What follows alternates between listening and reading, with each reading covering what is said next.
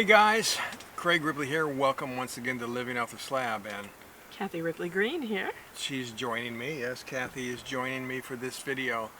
This is going to be debrief number 2 since I got back from my 60-day trip.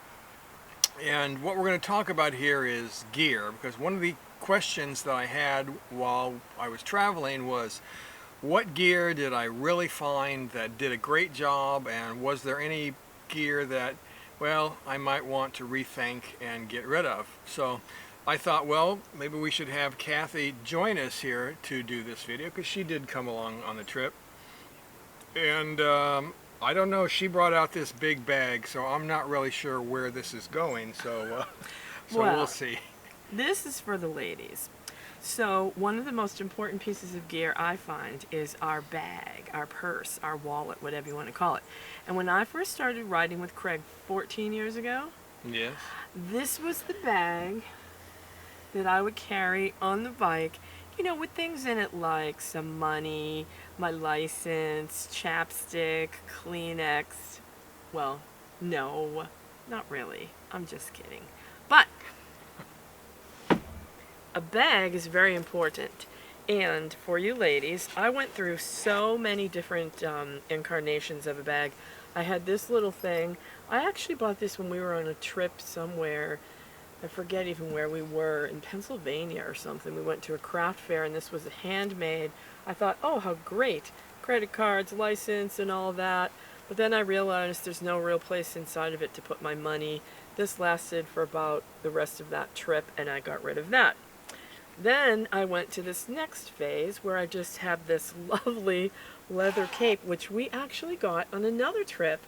This was on the Blue Ridge Parkway, not too far away from where Craig got the infamous gray flannel hat. And this is just... No, the hat's from Nova Scotia. Oh, I'm sorry, I lied.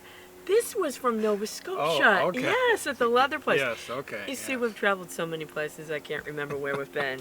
That's right, I got this there, and I thought the color was lovely, and it's a soft leather, but that too went by the wayside. Then I thought I had found really the most incredible thing. Long strap, zipper, places. Oh, there's some, oh look, business cards, living off the slab. There's some money in here still too. And I thought this was absolutely the greatest, and it was for a while. However, this is what it's come down to, ladies.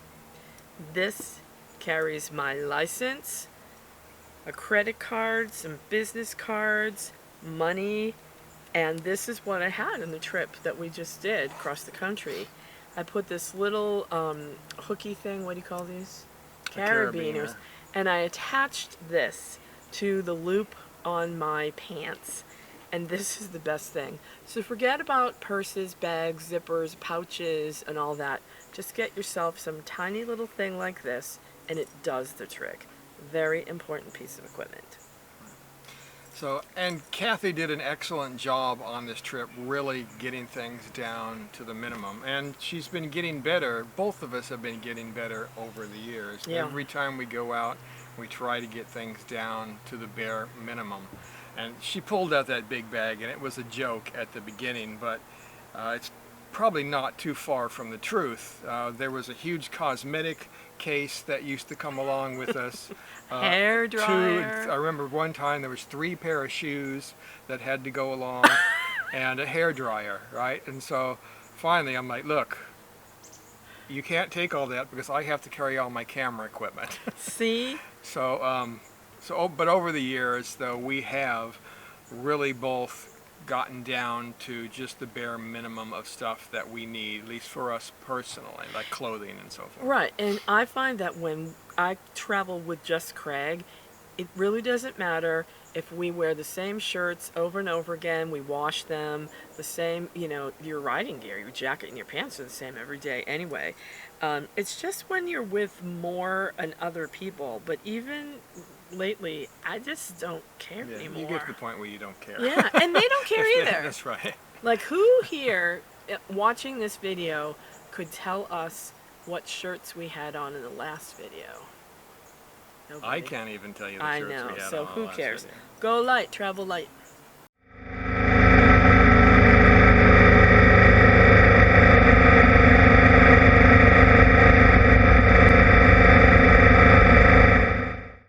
now I asked Cathy what was the one piece of indispensable gear that she had to bring with her, and guess what she chose? Buffs, absolutely. Now on the trip, many of you might have Can I seen. take this off now? Sure.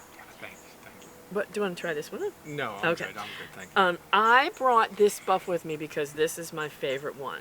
And a lot of people wear these in a lot of different ways. Some people wear them like this with their head all covered. My preference, of course, as you've seen me, I did wear it once like this, actually.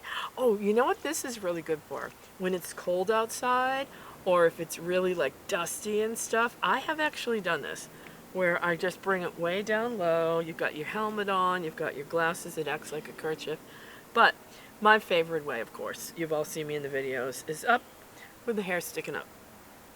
I have all different colors and varieties, and I started out years ago. This was my first one, just black. But why not live it up a little bit and go for colors? I've also tried all kinds of brands, and I have really preferred the actual company called Buff, B-U-F-F. Very important piece of equipment. All right. Well, thank you. Do you have any other equipment that you really can't do without? Yes, I will have to say my gloves. Now, a lot of people don't like wearing gloves, and sometimes I do take my gloves off. If it's super, super hot and I take my gloves off, I can feel a big cooling effect, you know, but then I put them back on. But I do love wearing my gloves because of the fact that I have been hit a number of times by large flying insects or objects, and it doesn't feel very good. And also the biggest reason for me is to really protect my skin and such. I'm a fair-haired Irish Italian girl, and it just doesn't do well for me to be sunburned. I love my gloves. However, it makes it very challenging to take pictures with your phone while you're traveling, so you must take at least one glove off to accomplish that. But gloves, very important. All right. All right, well, thank you very much. Well, we appreciate your input. You're very welcome. So now that we've got the female perspective on what gear you should bring along with you, let's get down and talk about some of the gear that I found very beneficial to me on this trip, and I really wouldn't want to do without. And first of all, that is, well, my LD Comfort base layers. All right, these things are fantastic. I really love them. They do a great job of helping me to regulate my body temperature, whether it's when it's cold or when it's hot out there. When it's hot, these things, of course, wick up your sweat. They bring it out to the surface of the material so that as you get a breeze blowing through your jacket, it can evaporate. Works really, really well. I even love to wear the long sleeve shirts and the full tights when it's hot. Like when I was in Death Valley, that's what I had on. Full tights and a long sleeve shirt underneath my jacket. And again, that just helped to get all of the moisture off of my skin as I sweat and get it evaporated to help keep me cool. And it really, really works well. So my LD Comfort base layers, that's one thing I'm not going to do without. So the next piece of indispensable equipment is the jacket that goes over the top of those base layers. And for me, I wear Climb, right? I wear Climb because high quality Gore-Tex line, doesn't leak, right? You can ride through rain, sleet, hail. I've ridden through all of these things with my Climb outfits on, and I've never got any water down through the jacket. The only thing is maybe around the collar a little bit on occasion, but other than that, that's it. No water gets through. But also, the venting on these jackets is excellent. This is the Climb Latitude jacket. This is the new Latitude jacket that has a couple of features that I really liked on this trip. And I wasn't sure whether I was going to like this jacket better than my old Latitude that I went to Alaska with. And it worked very well, and the reason that I really liked that jacket is because it does have some huge pit vents here that really let air flow through. This jacket, they did away with those pit vents, but they added an additional vent here in the front right? And also some vents on the sleeves, so right in here on both sides. And they allowed you now to pin your collar back, so if I zip this shut, the collar will stay open. Again, just all allowing for a little bit more ventilation. And once I got using this jacket, I found that it worked extremely well. Now, while wearing this jacket and the pants that go along with it, over the top of my LD Comfort base layers, right, I didn't have to do any of the tricks like, wet the base layer or any of those kinds of things, even in temperatures up to 114 degrees. I was able to stay cool just by allowing myself to sweat, letting that sweat wick up to the top of my base layer, and then the ventilation took care of the rest, right, helping that sweat to evaporate and cool me off, right? And you get a really nice cooling effect, again, just by doing it that way. You want to enhance it, of course, you can wet the base layer, and that will give you more of a cooling effect. But I didn't need to do that on the whole trip. Now, really the only piece of new equipment that I brought along on the trip was this Moscow Moto Nomad tank bag, right, that I hooked up to the Vision. And I brought this bag along basically, or the main reason that I brought it along was because it has room to hold a hydration pack inside it, and then of course you have the tube that you can drink out of. Right, and I did this because I didn't want to have a cup holder up there and constantly have to stop and refill the cup holder. I wanted to be able to carry a good amount of water or some other kind of liquid with me, and then be able to drink it as I needed it. So this really helped me to stay hydrated throughout the whole trip, and it worked out really well. It has to be hooked up with a harness on a bike, and it's pretty much custom, right? You customize it to fit your particular bike. So while I would like to use it on the Tenere, for example, I'm going to have to get a new harness in order to do that. Again, which is not really a big problem. I will do that eventually. But this bag worked out great. Now I will tell you that it's not inexpensive. It costs about $225 from Moscow Moto, but it really worked great, and it has a lot of storage inside it as well. So again, I highly recommend this if you're looking for a tank bag. And another piece of great equipment, I've done videos on these before, and that is my Cardo Pack Talk Bold that I now am using for a communication device. I was able to talk with Cathy on this over my telephone. I was able to listen to music on it, and also Cathy and I, when we were together, of course, were communicating back and forth on it, and it never missed a beat. It worked pretty much flawlessly the whole time. Might have had to reboot it a couple of times, because sometimes the signal degrades for whatever reason, but other than that, it worked great the entire time. My whole club now is using these, and we all just absolutely love them. Another piece of great equipment are these, and that is rock straps, right? We've got a nice heavy-duty elastic cord, and then hooks where you can wrap them around pieces of your bike wherever you need to, and then strap things down. And I had 4 of these on the trip, 2 of these smaller ones and 2 larger ones that carried a bag up on my trunk rack. So these are awesome. Highly recommend these if you're looking to strap down any bags. So now let's get into a couple of things that I didn't like, or at least didn't perform up to my expectations. And you may be surprised about this first one, and that is my Shoei Neotech helmet. Right, now this helmet is a modular helmet, right? Has an open face in the front. That does make it a lot easier when you are trying to drink or eat while you're traveling, or just even talk to somebody. So that actually works great, and the helmet has pretty good ventilation in it as well. And of course, it is comfortable. However, what I didn't like about it is that it is a bit heavy, right? And you do feel it over the course of a long trip. Also, it is extremely noisy. Right, this helmet is much noisier than my RF 1200 that I have and just absolutely love. It's much lighter too. That is, the RF 1200 is much lighter. So I think that next time I go on a trip, I won't be bringing this one along. I'm going to stick with the RF 1200, even if it means that it's going to be a little bit harder for me to drink while I'm on the road. I do have the bladder with the hose that I can get up in there, and will be able to do that. But the lighter weight and the quieter, which makes a big difference on the road, that's the reason I'm going to stick with the RF 1200. So another thing that I can't say it performed badly, they actually did their job, right? However, that is the GoPro Hero 5s. I'm probably going to be upgrading to the Hero 7s, you know, over the course of the next year or so.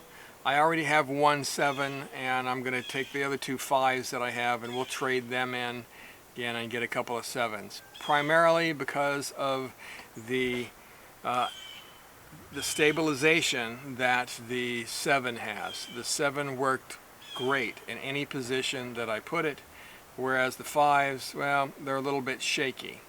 Alright, so for that reason, the 5s are probably going to end up going.